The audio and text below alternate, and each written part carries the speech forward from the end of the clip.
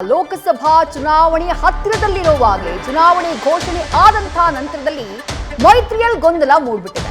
ಮೈತ್ರಿ ಧರ್ಮ ಸರಿಯಾಗಿ ಪಾಲನೆ ಆಗ್ತಾ ಇಲ್ಲ ಅಂತ ಹೇಳಿ ಎಚ್.ಡಿ. ಕುಮಾರಸ್ವಾಮಿ ಅವರು ಕೆಂಡಾಮಂಡಲರಾಗ್ಬಿಟ್ಟಿದ್ದಾರೆ. ಅದರಲ್ಲೂ ಅವರ ಕೋಪಕ್ಕೆ ಪ್ರಮುಖವಾದಂತಹ ಕಾರಣ ಕೋಲಾರ ಲೋಕಸಭಾ ಕ್ಷೇತ್ರದ ಅಭ್ಯರ್ಥಿಯ ವಿಚಾರದಲ್ಲಿ ಬಿಜೆಪಿ ಹೈಕಮಾಂಡ್ ನಾಯಕರು ನಡ್ಕೊಳ್ತಾ ಇರುವಂತಹ ರೀತಿ. ಅದೇ ಕಾರಣಕ್ಕೆ ಈ ರೀತಿಯಾಗಿ ಬಹಿರಂಗವಾಗಿ ತಮ್ಮ ಅಸಮಾಧಾನವನ್ನ ತಮ್ಮ ಬೇಸರವನ್ನ ಹೊರಹಾಕ್ತಿದ್ದಾರೆ. ಹಾಗಾಗಿನೇ ಬಿಜೆಪಿ ನಾಯಕರು ಈಗ ಸಾಲಾಗಿ ಕುಮಾರಸ್ವಾಮಿ ಅವರಿಗೆ ದೇವೇಗೌಡರಿಗೆ ಕರೆಯನ್ನ ಮಾಡಿ ಅಸಮಾಧಾನವನ್ನ ಶಮನ ಮಾಡುವಂತಹ ಪ್ರಯತ್ನವನ್ನ ಮಾಡ್ತಿದ್ದಾರಂತೆ. ಮತ್ತಷ್ಟು ಡೀಟೇಲ್ಸ್ ನಮ್ಮ ಪ್ರತಿನಿಧಿ ಮಂಜುನಾಥ್ ನೀಡ್ತಾ ಹೋಗ್ತಾರೆ. ಮಂಜುನಾಥ್, ಇಫ್ ಇನ್ ಕೇಸ್ ಈ ಸಂದರ್ಭದಲ್ಲಿ ಚುನಾವಣೆ ಘೋಷಣೆಯಾದಂತಹ ಈ ಸಂದರ್ಭದಲ್ಲಿ ಮೈತ್ರಿ ಏನಾದ್ರೂ ಮುರಿದು ಬಿತ್ತು ಅಂತಂದ್ರೆ ಅದರ ಲಾಭ ನೇರವಾಗೋದು ಕಾಂಗ್ರೆಸ್ ಪಾಳ್ಯಕ್ಕೆ. ಅದರಲ್ಲೂ ಹಳೆ ಮೈಸೂರು ಭಾಗದಲ್ಲಿ ಬಹುಶಃ 3-4 ಕ್ಷೇತ್ರಗಳನ್ನ ಅನಾಯಾಸವಾಗಿ ಗೆದ್ಕೊಂಡ್ಬಿಡುತ್ತೆ ಕಾಂಗ್ರೆಸ್ ಪಾಳ್ಯ. ಅದಾಗಬಾರ್ದು ಅಂತಂದ್ರೆ ಬಿಜೆಪಿ ಹೈಕಮಾಂಡ್ ಕುಮಾರಸ್ವಾಮಿಯವರ ಕೋಪವನ್ನ ತಣ್ಣಕ್ ಮಾಡಲೇಬೇಕು. ಬಟ್ ಹೇಗೆ ಅಂತ ಹೇಳಿ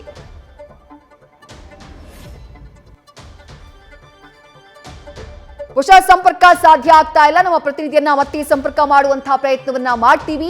ನಿನ್ನೆಯಷ್ಟೇ ಕುಮಾರಸ್ವಾಮಿ ಅವರು ಬರೀ 2 ಕ್ಷೇತ್ರಕ್ಕೆ ನಾವು ಮೈತ್ರಿ ಮಾಡ್ಕೊಳ್ಬೇಕಾಗಿತ್ತಾ, 3 ಕ್ಷೇತ್ರದ ಬಗ್ಗೆ ಇನ್ನೂ ಸ್ಪಷ್ಟವಾದಂತಹ ಮಾಹಿತಿಯನ್ನ ಬಿಜೆಪಿ ಹೈಕಮಾಂಡ್ ನೀಡ್ತಾ ಇಲ್ಲ ಅಂತ ಹೇಳಿಕೆಯನ್ನ ಕೊಟ್ಟಿದ್ರು. ಇವತ್ತು ಮತ್ತದೇ ಹೇಳಿಕೆಯನ್ನ ಪುನರುಚ್ಚರಿಸಿದ್ದಾರೆ. ಬಟ್ ಹಾಗಂತ ಬಿಜೆಪಿ ಮೇಲಿನ ವಿಶ್ವಾಸ ಕಡಿಮೆ ಆಗಿಲ್ಲ ಅನ್ನುವಂಥ ಮಾತನ್ನು ಆ ಒಂದು ಲೈನ್ ಅನ್ನು ಜೊತೆಗೆ ಸೇರಿಸಿದ್ರು. ಆದ್ರೂ ಸದ್ಯ ಆಗ್ತಾ ಇರುವಂತಹ ಬೆಳವಣಿಗೆ, ಕೋಲಾರ ಕ್ಷೇತ್ರದ ವಿಚಾರಕ್ಕೆ ಸಂಬಂಧಪಟ್ಟ ಹಾಗೆ ಬಿಜೆಪಿ ಹೈಕಮಾಂಡ್ ನಾಯಕರು ನಡ್ಕೊಳ್ತಾ ಇರುವಂತಹ ರೀತಿ ಮೈತ್ರಿ ಏನಾದ್ರೂ ಮುರಿದು ಬಿಡುತ್ತಾ ಅನ್ನುವಂತಹ ಚರ್ಚೆಯನ್ನ ಹುಟ್ಟುಹಾಕ್ಬಿಟ್ಟಿದೆ. ಅದಕ್ಕೆ ಸರಿಯಾಗಿ ಕಾಂಗ್ರೆಸ್ ನಾಯಕರು ಇಫ್ ಇನ್ ಕೇಸ್ ಮೈತ್ರಿ ಮುರಿದು ಬಿದ್ರೆ ಅದರ ಲಾಭವನ್ನ ಪಡೆಯುವುದಕ್ಕೆ ಸಿದ್ಧರಾಗಿ ನಿಂತಿದ್ದಾರೆ. ಹಾಗಾಗಿನೇ ಯಾವುದೇ ಕಾರಣಕ್ಕೂ ಮೈತ್ರಿ ಮುರಿಬಾರ್ದು ಅನ್ನುವಂತಹ ಕಾರಣಕ್ಕಾಗಿ ಕುಮಾರಸ್ವಾಮಿ ಅವರಿಗೆ, ಎಚ್.ಡಿ. ದೇವೇಗೌಡ ಅವರಿಗೆ ಬಿಜೆಪಿ ನಾಯಕರು ಸಾಲಾಗಿ ಕರೆಯನ್ನ ಮಾಡಿ ಅವರಿಗಿರುವಂತಹ ಮುನಿಸು, ಅವರಿಗಿರುವಂತಹ ಅಸಮಾಧಾನವನ್ನ ಶಮನ ಮಾಡುವಂತಹ ಪ್ರಯತ್ನವನ್ನ ಮಾಡ್ತಿದ್ದಾರಂತೆ. ಡೀಟೇಲ್ಸ್ ನಮ್ಮ ಪ್ರತಿನಿಧಿ ಮಂಜುನಾಥ್ ನೀಡ್ತಾ ಹೋಗ್ತಾರೆ. ಮಂಜುನಾಥ್, ನಾನಾಗ್ಲೇ ಉಲ್ಲೇಖ ಮಾಡ್ತಾ ಇದ್ದೆ, ಇಫ್ ಇನ್ ಕೇಸ್ ಮೈತ್ರಿ ಏನಾದ್ರೂ ಮುರಿದು ಬಿತ್ತು ಅಂತಂದ್ರೆ ಅನಾಯಾಸವಾಗಿ ಅದು ಸಹಾಯ ಆಗೋದು ಅಥವಾ ಭರ್ಜರಿ ಲಾಭ ಆಗೋದು ಕಾಂಗ್ರೆಸ್ ಪಾಳ್ಯಕ್ಕೆ. ಹಾಗಾಗಿ ಕುಮಾರಸ್ವಾಮಿ ಅವರ ಕೋಪ ತಾಪ ಶಮನ ಮಾಡೋದು ಅನಿವಾರ್ಯ. ಬಟ್ ಹೇಗೆ ಅಂತ ಹೇಳಿ ಇದಕ್ಕೆ ಏನು ಜೆಡಿಎಸ್ ಬಿಜೆಪಿ ಮೈತ್ರಿ ಆದ ಸಂದರ್ಭದಲ್ಲಿ ಕುಮಾರಸ್ವಾಮಿ ಅವರು ಸ್ಪಷ್ಟವಾಗಿ ಒಂದು ಮಾತನ್ನ ಹೇಳ್ತಾ ಇರುವಂತದ್ದು, ಏನು ಜೆಡಿಎಸ್ ಬಿಜೆಪಿ ಒಂದು ನಂಬಿಕೆ ಮತ್ತೆ ವಿಶ್ವಾಸ ಎರಡೂ ಬಹಳ ಮುಖ್ಯ. ಯಾಕಂದ್ರೆ ಈ ಒಂದು ಚುನಾವಣೆಯಲ್ಲಿ ನಾವು ಕಾಂಗ್ರೆಸ್ ಅನ್ನ ಫೇಸ್ ಮಾಡ್ಬೇಕಾದ್ರೆ ಪರಸ್ಪರ ನಂಬಿಕೆ ಮತ್ತು ವಿಶ್ವಾಸದೊಂದಿಗೆ ಮಾತ್ರ ಹೋದ್ರೆ ಮಾತ್ರ ನಾವು ಗೆಲ್ಬೋದು ಅನ್ನೋದು ಕುಮಾರಸ್ವಾಮಿ ಅವರ ಮಾತಾಗಿ, ಅಂದ್ರೆ ಕುಮಾರಸ್ವಾಮಿ ಅವರ ಒಂದು ನಂಬಿಕೆ ಆಗಿತ್ತು. ಆದ್ರೆ ಜೆಡಿಎಸ್ ಮತ್ತೆ ಬಿಜೆಪಿ ಮೈತ್ರಿ ಆದ ನಂತರ ಇನ್ನುವರೆಗೂ ಕೂಡ ಯಾವುದೇ ರೀತಿಯ ಒಂದು ಸಮನ್ವಯನ ಬಿಜೆಪಿ ಜೆಡಿಎಸ್ ಕಾರ್ಯಕರ್ತರ ಮಧ್ಯೆ ಆಗಿರ್ಬೋದು ಅಥವಾ ನಾಯಕರ ಮಧ್ಯೆ ಆಗಿರ್ಬೋದು ಯಾವುದೇ ಒಂದು ವಿಚಾರದಲ್ಲಿ ಬಿಜೆಪಿ ಹೈಕಮಾಂಡ್ ಸ್ಪಷ್ಟವಾದಂತಹ ನಿರ್ಧಾರವನ್ನು ತೆಗೆದುಕೊಂಡಿರಲಿಲ್ಲ. ಜೊತೆಗೆ ಏನು ಬಿಜೆಪಿ ಒಂದು ಅಭ್ಯರ್ಥಿಗಳನ್ನು ಘೋಷಣೆ ಮಾಡಿದ್ರು ಕೂಡ ಜೆಡಿಎಸ್ಗೆ ಸೀಟ್ ಹಂಚಿಕೆ ವಿಚಾರಕ್ಕೆ ಸಂಬಂಧಪಟ್ಟಂತೆ ಸ್ಪಷ್ಟ ಒಂದು ತೀರ್ಮಾನವನ್ನ ಬಿಜೆಪಿ ಹೈಕಮಾಂಡ್ ತೆಗೆದುಕೊಂಡಿರಲಿಲ್ಲ. ಜೊತೆಗೆ ಏನು ಪ್ರಮುಖವಾಗಿ ಜೆಡಿಎಸ್ ನಾಯಕರು ಕೇವಲ 3 ಕ್ಷೇತ್ರಗಳನ್ನ ಕೇಳಿದ್ರು, ಹಾಸನ, ಮಂಡ್ಯ ಜೊತೆಗೆ ಕೋಲಾರ ಕ್ಷೇತ್ರ. ಆದ್ರೆ ಈ ಒಂದು 2 ಕ್ಷೇತ್ರಗಳನ್ನ ಕೋಲಾರ ಬಿಟ್ಟು ಉಳಿದ 2 ಕ್ಷೇತ್ರಗಳನ್ನ ಜೆಡಿಎಸ್ಗೆ ಬಿಟ್ಕೊಡ್ಲಿಕ್ಕೆ ಬಿಜೆಪಿ ಹೈಕಮಾಂಡ್ ತೀರ್ಮಾನ ತೆಗೆದುಕೊಂಡಿತ್ತು.